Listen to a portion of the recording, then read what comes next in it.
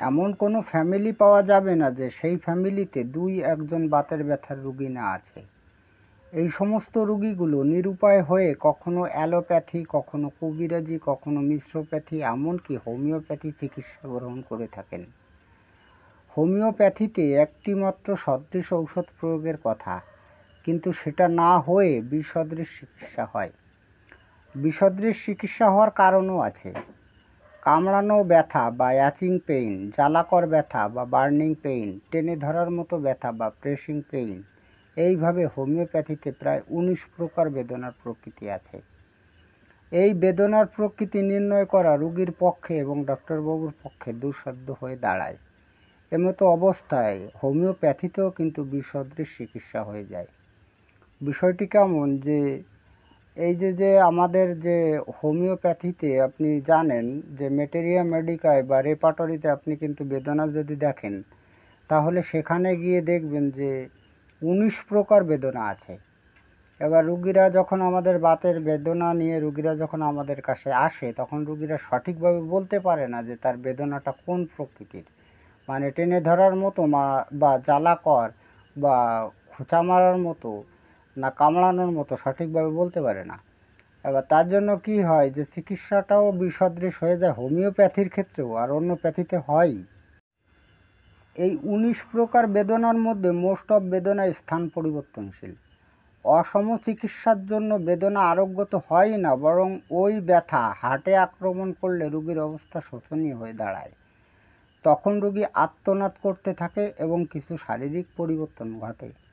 যেমন ডান দিকের বেদনা স্থান পরিবর্তন করে হার্টে অর্থাৎ বাম দিকে আক্রমণ করলে আপনি ব্রায়োনিয়া অ্যালবা ঔষধটির কথা ভাবতে পারবেন না। তো বিষয়টি কেমন হচ্ছে যে আপনারা জানেন যে আমাদের যে বেদনাগুলো মেটেরিয়া মেডিকায় উল্লেখ করা আছে, রেপার্টরিতে আছে, আমাদের যে বেদনাগুলো সেই বেদনাগুলো স্থান পরিবর্তনশীল, মানে শরীরের এক জায়গা থেকে আরেক জায়গায় যায়। তো কোনো রুগীর যদি অসম চিকিৎসা হয়, মনে করে পেইনটা ডান দিকে ছিল, তাকে বিভিন্ন প্রকার বিষদৃশ চিকিৎসা করে ঔষধ খাওয়ানোর ফলে তার বেদনাটা বাম দিকে হার্টে গিয়ে আক্রমণ করলো, মানে বাঁ দিকে, হার্টটা তো বাঁ দিকে থাকে, বাঁ দিকে আক্রমণ করলো। আপনি কি ব্রায়োনিয়া ওষুধটির কথা ভাবতে পারবেন? নিশ্চয়ই ভাবতে পারবেন না। তার মানে রুগীরও কিন্তু এই ক্ষেত্রে কিন্তু শারীরিক কিছু কিছু লক্ষণের কিন্তু পরিবর্তন হয়ে যায়। এই জটিল প্রকার বাতের ব্যথা আমাদের লাইকোপোডিয়াম, চেলিডোনিয়াম ও সিপিলিনাম এই তিনটি ঔষধ সম্পূর্ণ আরোগ্য করতে সক্ষম। আজকের ভিডিওতে এই তিনটি রেমিডিসের তুলনামূলক পার্থক্যগুলো আপনাদের সামনে এমনভাবে এক্সপ্লেইন করে শোনাবো যাতে সঠিক ঔষধ নির্বাচনের মাধ্যমে রোগীকে আরোগ্য করতে পারেন। ভিডিওটি ভালো লাগলে লাইক, কমেন্ট, শেয়ার করবেন এবং আপনি যদি এই চ্যানেলে নতুন এসে থাকেন তাহলে চ্যানেলটিকে সাবস্ক্রাইব করে রাখবেন পরবর্তীতে নতুন ভিডিওর নোটিফিকেশন সবার আগে পাওয়ার জন্য। এবার এই তিনটি রেমিডিসের গুরুত্বপূর্ণ 5টি তুলনামূলক পার্থক্যগুলো আপনাদের সামনে খুব সহজ সরল ভাষায় ব্যাখ্যা করে শোনাবো। আমি আপনাদের রিকোয়েস্ট করব যে আপনারা এগুলো মনোযোগ দিয়ে শুনুন, কেননা আমি পূর্বেই বলেছি যে রোগীর শারীরিক অবস্থার পরিবর্তন হয়, সুতরাং পার্থক্যগুলো কিন্তু ব্যতিক্রমধর্মী হবে। তো শুনুন আপনারা সেই ব্যতিক্রমধর্মী পার্থক্যগুলো। যদি আপনি এটা মনোযোগ দিয়ে শোনেন এবং বোঝেন তাহলে কিন্তু নিশ্চয়ই আপনি এই জটিল প্রকার বাতের ব্যথা আপনি কিন্তু 100% শিওরভাবে কিন্তু আরোগ্য করতে পারবেন। যাই হোক, আমরা জেনে নিই এই পার্থক্যগুলো, এই 5টি তুলনামূলক পার্থক্য। প্রথমে আসি লাইকোপোডিয়াম, নাম্বার 1-এ আসি। এবারে লাইকোপোডিয়ামের বেদনা কিন্তু অস্পষ্ট ঘিনঘিনে প্রকৃতির, ইংলিশে এটাকে বলা হয় ডাল পেইন, এবং এটা যকৃত ও পরিপাক যন্ত্রকে কেন্দ্র করে শুরু হয়। তো আমরা জানলাম যে এই লাইকোপোডিয়ামের যে বেদনা, যে এই জটিল প্রকার বেদনা, সেই বেদনা কিন্তু ঘিনঘিনে প্রকৃতির, খুব চরমভাবে হয় না, হালকাভাবে হয়। এবং এই বেদনাটি কিন্তু যকৃত মানে লিভার আর পরিপাক যন্ত্র অর্থাৎ পাকস্থলীকে কেন্দ্র করে শুরু হবে। সুতরাং এই পেটের থেকে সূচনা হওয়ার সম্ভাবনাটা থাকে। তো পেটের থেকে সূচনা না হলেও কিন্তু এই বেদনাটা রিয়েলি আসে কিন্তু যকৃত বা পরিপাক যন্ত্রের জন্য। এবার আমি আসি চেলিডোনিয়ামের ক্ষেত্রে, নাম্বার 1-এ। চেলিডোনিয়ামে কিন্তু সেম একেবারে লাইকোপোডিয়ামেরই লক্ষণ দেবে, সুতরাং এটা পুনরায় বলার কোনো প্রয়োজনীয়তা নেই। এবার আমরা জানি যে সিপিলিনামের ক্ষেত্রে এর বেদনা কিন্তু ঘিনঘিনে প্রকৃতির হলেও রাত্রে কিন্তু প্রচণ্ড আকার ধারণ করে এবং এটা যকৃত ও পরিপাক যন্ত্রকে কেন্দ্র করে হয় না। সুতরাং আমরা জানলাম যে আমাদের এই সিপিলিনামের যে বেদনাটা, সেই বেদনাটাও কিন্তু ঘিনঘিনে প্রকৃতির দিনের বেলায়, কিন্তু রাত্রের বেলায় সেটা কিন্তু প্রচণ্ড আকার ধারণ করবে। এবং এই বেদনা কিন্তু, অর্থাৎ এই সিপিলিনামের বেদনা কিন্তু যকৃত বা পরিপাক যন্ত্রকে কেন্দ্র করে আদৌ হয় না। এবার নাম্বার 2তে আসি, লাইকোপোডিয়ামের ক্ষেত্রে এর বেদনার সুনির্দিষ্ট কোনো স্থান থাকে না, সাধারণত পিঠের দিকে ঘুরে বেড়ায়। তো আমরা জানলাম যে লাইকোপোডিয়ামের এই জটিল প্রকার বাতের বেদনা কিন্তু সাধারণত পিঠের দিকে ঘুরে বেড়ায়, এবং এটা কিন্তু আমি আগেই বলেছি যে লিভার এবং পাকস্থলীকে কেন্দ্র করে হয়, সুতরাং লিভার ও পাকস্থলীর জায়গাটাও হতে পারে।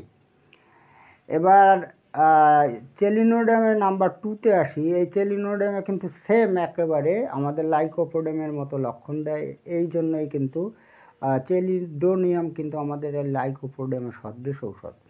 তো আমাদের বিশেষ করে জেনে নিতে হবে এই সিপিলিনামের পার্থক্যটা। নাম্বার 2তে আসি সিপিলিনামে, এর বেদনা কিন্তু সুনির্দিষ্টভাবে কাঁধের পেশিতে আক্রমণ করে। তাহলে স্পষ্টভাবে বোঝা গেল যে এই সিপিলিনামের বেদনা কিন্তু কাঁধে কিন্তু আক্রমণ করে, কাঁধের পেশিতে আক্রমণ করে। এবার আপনি একটা জিনিস আপনাকে ভাবতে হবে, সেই ভাবটা হচ্ছে কি যে এই বাত রোগটা চাপা পড়ে যদি আমাদের এই হার্ট আক্রমণ করে, এবার হার্টটা কিন্তু আমাদের বাঁ দিকে থাকে। এবার যদি আপনি তুলনা করেন যে লাইকোপোডিয়ামের লক্ষণ ডান দিকে ক্রিয়া প্রকাশ করে, রুগীর বাঁ দিকে বেদনা, আমি কেন লাইকোপোডিয়াম সিলেক্ট করতে যাব, এই ধরনের তর্ক বিতর্ক করলে হবে না। এটা চাপা পড়া বাতের ব্যাধির কিন্তু চিকিৎসা। সুতরাং আমি যে আপনাদের লক্ষণগুলোর পার্থক্যগুলো বলছি সেটা বোঝার চেষ্টা করুন, তাতে আপনাদের প্রচুর উপকারে আসবে। যাই হোক, নাম্বার 3তে আসি লাইকোপোডিয়ামের ক্ষেত্রে। লাইকোপোডিয়ামের বেদনা কিন্তু অবিরত, অর্থাৎ সব সময় কম বেশি থাকে। তো আমরা জানলাম যে লাইকোপোডিয়ামের বেদনাটা কিন্তু দিন রাত 24 ঘন্টা সব সময়ই থাকে। এটা ঘিনঘিনে প্রকৃতির বেদনা, তো কখনো বাড়ে কখনো কমে। এবার আপনি তো জানেন যে লাইকোপোডিয়ামের বেদনা কিন্তু বিকাল 4টা থেকে রাত 8টার মধ্যে বৃদ্ধি পায়। আবার চেলিডোনিয়ামের ওরকমই সেম এই একই রকম লক্ষণ দেবে আমাদের লাইকোপোডিয়ামের মতো। সুতরাং চেলিডোনিয়ামের লক্ষণ বলার কোনো প্রয়োজন নেই। এবার আসি আমি এই সিপিলিনামের ক্ষেত্রে, এর বেদনা কিন্তু সবিরাম, অর্থাৎ সব সময় থাকে না। তো আমরা এটাও জেনে নিলাম, পার্থক্যটা খুব সুন্দর পার্থক্য। তো সহজ কথায় আর কি, লাইকোপোডিয়াম বা চেলিডোনিয়ামের বেদনা কিন্তু সব সময় থাকে, কম বেশি থাকে। আর আমাদের সিপিলিনামের এই বেদনা কিন্তু সব সময় থাকে না। এবার নাম্বার 4এ আসি লাইকোপোডিয়ামের ক্ষেত্রে, এ রুগীদের লিভার বৃদ্ধি ঘটা সম্ভব। এবার এই চেলিনোডিয়ামের ক্ষেত্রে কিন্তু এই একই রকম লক্ষণ দেয় লাইকোপোডিয়ামের, সুতরাং এটা বলার কোনো প্রয়োজন নেই। এবার এই আমাদের এই সিপিলিনামে নাম্বার 4এ আসি, এর রুগীদের মিউকাস মেমব্রেনের ক্ষত পাওয়া সম্ভব। এবার মিউকাস মেমব্রেন থাকে হচ্ছে বিভিন্ন দ্বারে, যেমন মুখের ভিতরে, মূত্রদ্বারে, মলদ্বারে, এই সমস্ত দ্বারে কোনো ক্ষত কিন্তু অবশ্যই সিপিলিনামের রুগী হলে পাবেন। এবার নাম্বার 5এ আসি লাইকোপোডিয়ামের ক্ষেত্রে, এর বেদনায় গরমের অভিলাষ করে। তার মানেটা হচ্ছে যে লাইকোপোডিয়ামের রুগীদের এই ধরনের বেদনায় কিন্তু গরম প্রয়োগে উপশম হতে পারে, মানে এরা গরম চায়, মানে গরমে সামান্য হলেও উপশম হয়। আর এবার চেলিডোনিয়ামে নাম্বার 5এ আসি, এর সেম লক্ষণ হবে লাইকোপোডিয়ামের মতো। এবার সিপিলিনামের ক্ষেত্রে আমি নাম্বার 5এ আসি, এর বেদনা কিন্তু গরম প্রয়োগে উপশম নেই। তাহলে পার্থক্যগুলো কিন্তু ভীষণ সুন্দরভাবে আমি বর্ণনা করে দিলাম। তো আমরা জানলাম যে সিপিলিনামের বেদনা কিন্তু গরম প্রয়োগে উপশম নেই, আর চেলিডোনিয়াম বা লাইকোপোডিয়ামের বেদনা কিন্তু গরমের অভিলাষ করে। সুতরাং গরম প্রয়োগে তাদের উপশম হতেও পারে, হওয়ার সম্ভাবনা কিন্তু রয়েছে। এবার এই যে 3টি রেমেডি, এই 3টি রেমেডিসের আরও ভিডিও আছে, ড্রাগ পিকচারের উপর সিদ্ধিপ্রদ লক্ষণ বা মানসিক লক্ষণের উপর ভিডিও আছে, এবং লাইকোপোডিয়াম ও চেলিডোনিয়াম এই দুটি রেমেডিসের পার্থক্যেরও ভিডিও আছে। এবার আপনি যদি এই ভিডিওগুলো দেখতে চান, আপনি যে কোনো ভিডিও দেখতে চান, আপনি কমেন্টে উল্লেখ করে লিখুন, আপনাকে আমি নাম্বারটা বলে দেবো, এতে আপনার দেখার জন্য সুবিধা হবে। যাই হোক, আজকে এই পর্যন্তই। খুব তাড়াতাড়ি ফিরে আসবো নতুন গুরুত্বপূর্ণ বিষয়বস্তুর ভিডিও নিয়ে। দেখা হচ্ছে নেক্সট ভিডিওতে। ততক্ষণ আপনারা ভালো ও সুস্থ থাকুন। জয় হ্যানিম্যান, জয় হোমিওপ্যাথ।